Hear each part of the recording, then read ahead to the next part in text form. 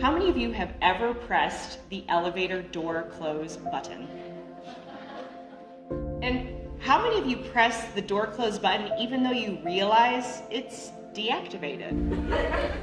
So building engineers actually have the buttons light up because research shows this gives us a feeling of control.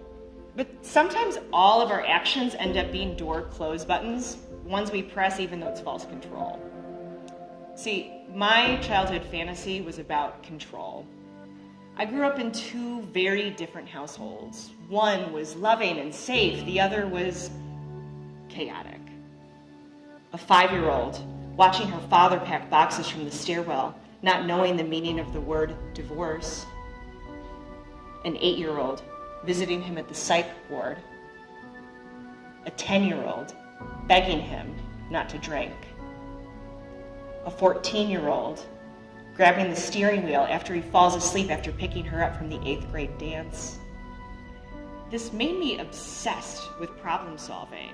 I kept thinking that if I could just solve the chaos, then I'd be okay. You can tell something bad is about to happen, right? If I had paused even once, I might have asked myself, are my actions lining up with my values? But I didn't pause. I just kept pressing the door close button. One Sunday morning, I'm riding my bike to work. I'm about to clear an intersection when an SUV runs a red light and hits me at full speed, straight on, boom. The ambulance brings me to hospital. There I am, surrounded by people I know, coworkers like Dorothy waking up in Kansas.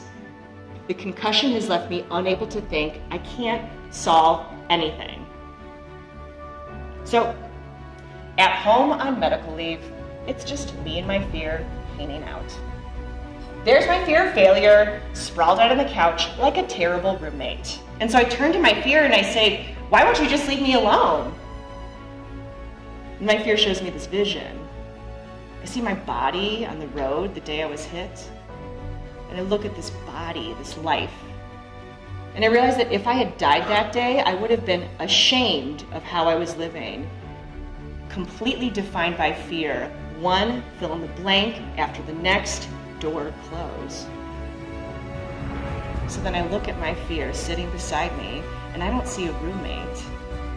I see a scared little girl trying to figure things out. This terrified girl trying to protect me, an adult, and all I've done is beaten her down, ignored her. And that's when I decided to listen to her story.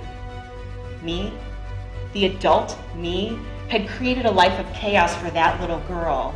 I was her worst oppressor, far worse than the memories she had survived. So then I imagined turning to this girl and embracing her, acknowledging her strengths. For the first time I see her, I appreciate her, and I hold her close, this fear. I want you to listen to your story, identify your fear. It starts with the words, I am. I am a fraud, a failure, not good enough, unworthy. Face your fear and say, thank you for trying to protect me. Fear can be like a blizzard, blinding. But when we face our fear with self-compassion, we contain it like a snow globe. Something you can pick up, examine, and set down whenever you wish. That's radical control. Each of you have amazing gifts waiting to be shared. Our world needs your love, your creations, your gifts.